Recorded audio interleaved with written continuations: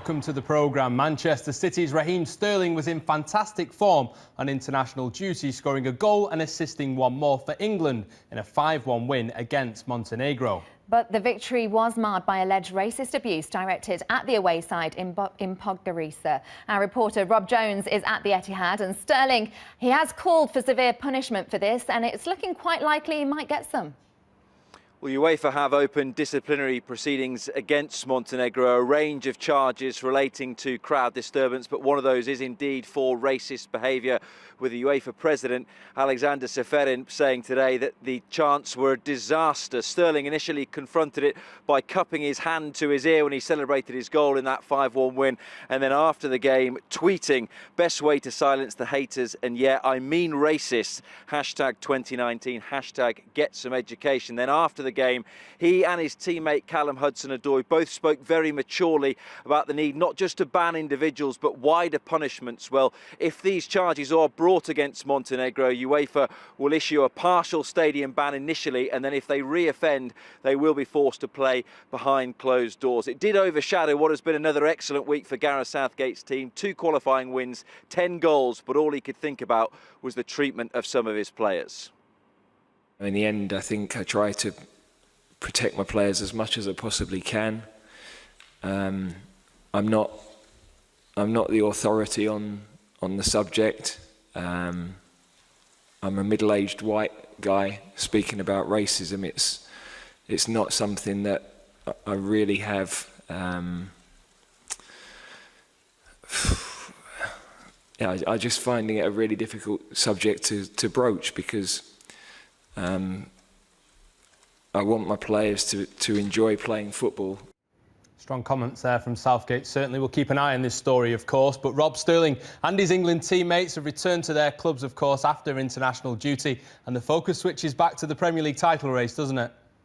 It certainly does, and this has very much been the season that Raheem Sterling has come of age on and off the pitch. He's not been afraid to approach those issues we've just discussed, but his form has been excellent. 6 goals in his last 3 international games and 19 for Manchester City this season. They go into this weekend, of course, 2 points behind Liverpool, but they've played a game fewer and they are still the favourites to retain their title. And of course, Sterling will be an integral part of Manchester City's hopes of once again frustrating a club he is very familiar with. If anyone knows how much a first Premier League title would mean to Liverpool, then maybe it's Raheem Sterling. He helped take the Reds to the brink of glory 5 years ago, only for their hopes to slip away soon after. Probably when I was, going through it when I was at Liverpool was, you want to win it so badly, but at the same time you're a bit jumpy and getting a bit carried away, and not carried away and such, but more anxious, and you don't really want to make a mistake because you don't want to lose. But here we're really calm and we're ready to go, waiting for these games. Sterling's first league winners' medal eventually came last season in the blue of a record-breaking City side. They have Liverpool for company this time around, but Sterling believes past experience could prove vital. We've got players in the squad that's been in World Cup finals, Euro finals, and they've been in this Premier League running, time and time again. And to have them on your side is an amazing feeling. To keep the boys calm, not get too excited, and just keep going really, and take it step by step. And that's the most important thing, is to have a balance in the squad, which we have.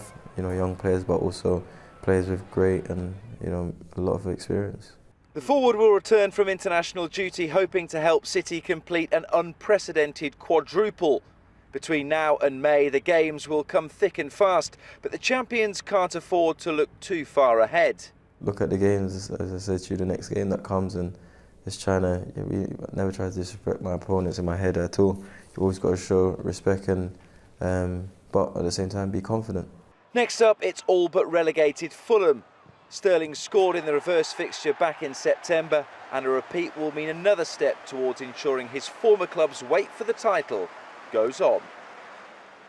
Well, Raheem Sterling and Manchester City feel they have plenty more still to achieve this season, but they're already making plans for the future as well, and in particular their pre-season campaign. They will take part in the Premier League Asia Trophy in July alongside Newcastle, Wolves and West Ham.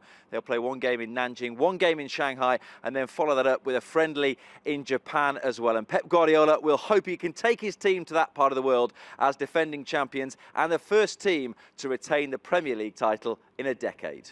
Thank you very much, Rob. Well, let's pick up on